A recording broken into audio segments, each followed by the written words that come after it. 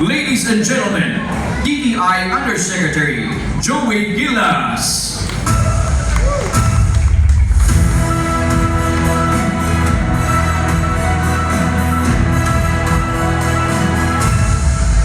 So what is a government official doing on this stage tonight? Well, definitely I'm not here to render a song for all of you. I wish I could though.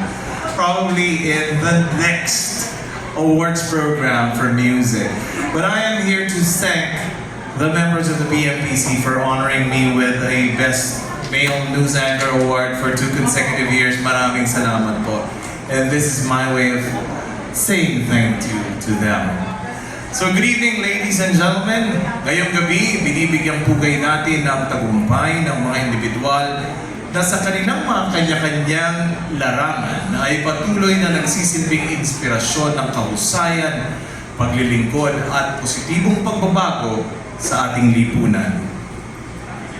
These special awards recognize remarkable personalities who have distinguished themselves through talent, dedication, leadership, and influence.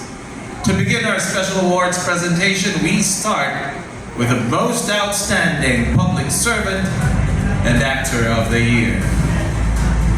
To present the award, we have PNPC President, Mr. Fernando Guzman.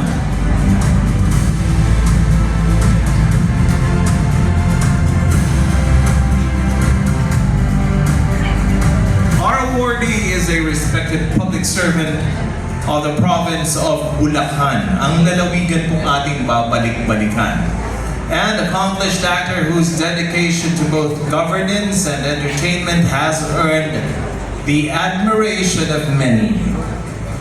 Through his commitment to public service and his enduring contributions to Philippine cinema and television, he continues to make a meaningful difference in the lives of countless Filipinos. The PMPC Most Outstanding Public Servant and Actor of the Year is presented to Daniel Fernando.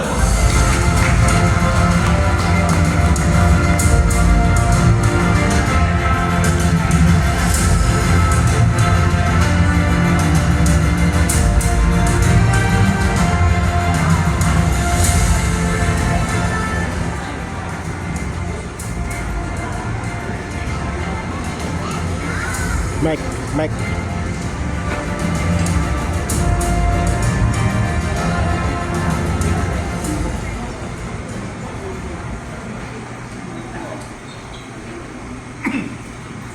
Good evening, ladies and gentlemen.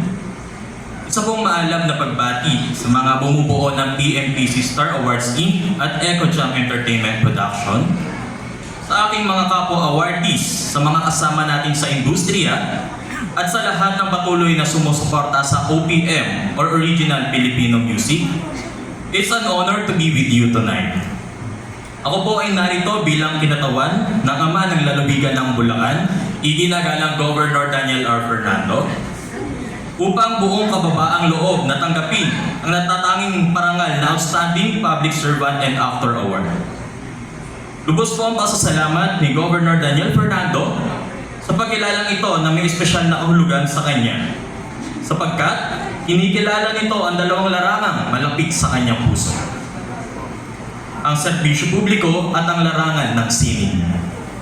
Lubos po ang pasasalamat ni Governor at taos-puso po niyang pinasasalamatan ang lahat ng bumubuo ng 17 Star Awards for Music, lalo na ang Philippine Movie Press Club, sa pagbibigay pugay sa mga Pilipinong nag-aambag sa ating industriya at sa patuloy na pagsusulong at pagpapayabong ng OPM.